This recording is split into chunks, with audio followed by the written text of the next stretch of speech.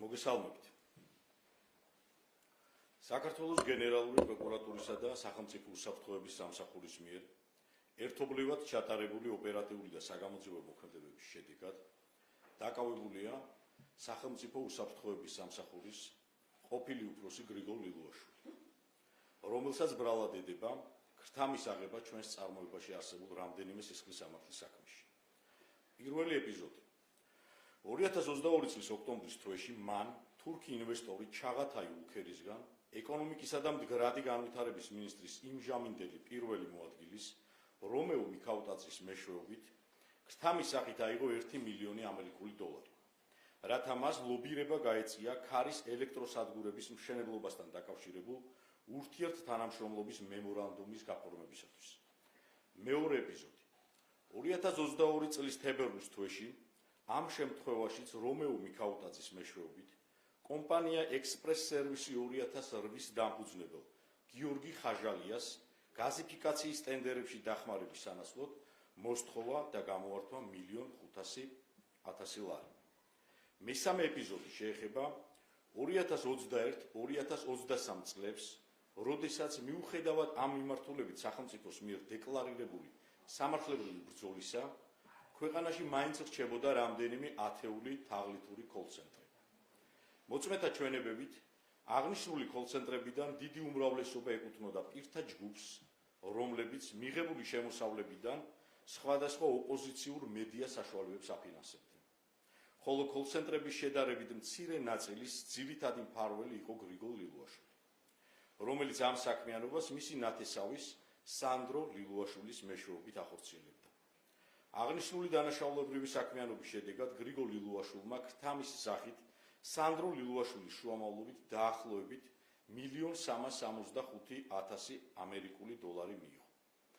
საზოგადოებას აქვე ვაცნობებთ, რომ ხსენებული ფაქტობრივი გარემოებებიდან გამომდინარე, გამოძიება დანაშაულებრივ სქემაში ჩართული სხვა პირების მიმართ მტკიცებულებების მოგროვებასთან ერთად ინტენსიურად მუშაობს ვერსიაზე, რომლის მიხედვითაც გრიგოლ ლილუაშვილი სხვა თანამზრახველებთან ერთად უზრუნველყოფდა, რომ არ გამჟღავნებულიყო ოპოზიციური მედია საშუალებების დამფინანსებელი თაღლითური კოლცენტრების არსებობა, ხოლო თავის მხრივ ოპოზიციური მედია საშუალებები არ აშუქებდნენ ინფორმაციას ლილუაშვილის მფარველობის ქვეშ არსებული თაღლითური კოლცენტრების არსებობის შესახებ, მიუხედავად იმისა, რომ მათ ეს ინფორმაცია გააჩნდათ.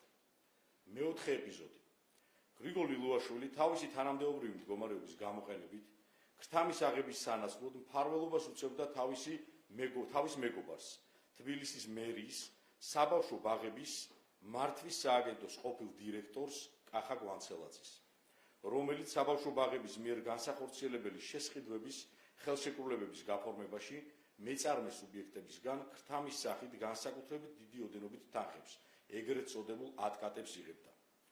ლილუაშვილი გვანცელაძის ხსენებულ დანაშაულებრივ სქემაში კახაბერ გვანცელაძეს ჩართული ჰყავდა სააგენტოს ფინანსური აღრიცხვისა და გაანგარიშების, ასევე მონიტორინგის თანამშრომლები.